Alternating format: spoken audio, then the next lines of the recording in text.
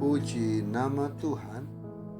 Hari ini kita kembali akan merenungkan firman Tuhan yang saya mau beri tema berdiri teguh di dalam tantangan.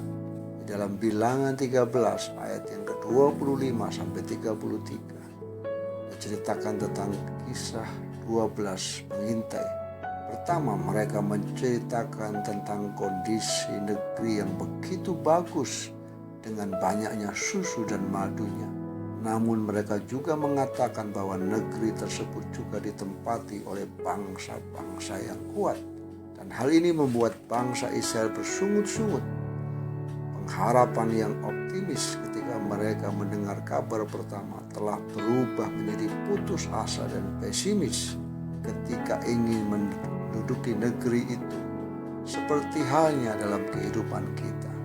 Kita sering melihat segala sesuatunya dengan mata jasmani kita. Kita tidak melihat bahwa Tuhan pasti campur tangan di dalam kehidupan kita. Segala persoalan dan pergumulan membatasi kita untuk melakukan segala sesuatunya. Hal ini dikarenakan kita memikirkan segala sesuatunya dengan kekuatan kita sendiri. Ada beberapa hal yang dapat kita pelajari dari kisah ini, yaitu memilih baik atau buruk. Jika kita melihat kabar baik dan buruk, manakah yang akan memengaruhi kehidupan kita? Kadangkala kita selalu mengingat kabar buruk dan melupakan kabar baik.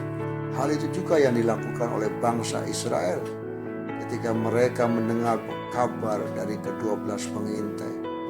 Mereka tidak melihat janji Tuhan bahwa mereka akan mendapatkan negeri tersebut. Namun berbeda dengan Kaleb dan Yosua, mereka memilih percaya di tengah tantangan. Demikian juga seharusnya kehidupan kita. Segala rintangan dan persoalan dapat kita lalui jika kita menentukan sikap kita yang tepat di dalam Tuhan. Selalu ada akibat dalam sebuah keputusan yang kita ambil. Kata-kata kita dapat memengaruhi kehidupan orang lain, entah itu kabar baik atau kabar buruk. Sebuah keputusan dibutuhkan untuk dapat menentukan apa yang baik bagi kehidupan kita. Dalam Bilangan 14 ayat yang ketiga, mengapakah Tuhan membawa kami ke negeri ini? Supaya kami tewas oleh pedang dan istri serta anak-anak kami menjadi tawanan.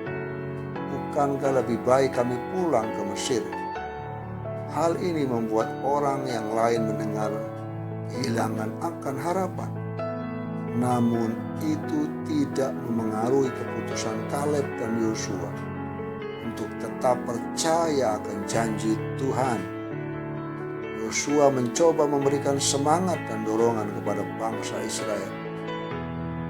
Kita berkata, tetapi Yosua bin Nun dan Kaleb bin Yefune, yang termasuk orang-orang yang telah mengintai negeri itu, mengoyakkan pakaiannya dan berkata kepada segenap umat Israel, negeri yang kami lalui untuk diintai itu adalah luar biasa baiknya. Jika Tuhan berkenan kepada kita, maka Ia akan membawa kita masuk ke negeri itu dan akan memberikannya kepada kita, suatu negeri yang berlimpah-limpah susu dan madunya. Hanya janganlah memberontak kepada Tuhan dan janganlah takut kepada bangsa negeri itu, sebab mereka akan kita telan habis. Yang melindungi mereka sudah meninggalkan mereka, sedang Tuhan menyertai kita. Jangan takut kepada mereka. Kaleb dan Yosua memegang janji Tuhan. Mereka tetap berdiri pada janji Tuhan. Mereka tidak tergoyahkan. Mereka tetap berdiri di tengah-tengah tantangan yang mereka harus hadapi. Dan kita tahu akhir dari cerita ini. Kita boleh melihat bahwa Kaleb dan Yosua menikmati janji yang luar biasa. Kaleb mendapatkan kehormatan yang luar biasa dari Tuhan. Demikian juga Yosua, dia boleh masuk ke tanah perjanjian dan menikmati semua janji Tuhan. Tetaplah berdiri di dalam teguh di tengah-tengah tantangan yang harus kita hadapi. Tuhan Yesus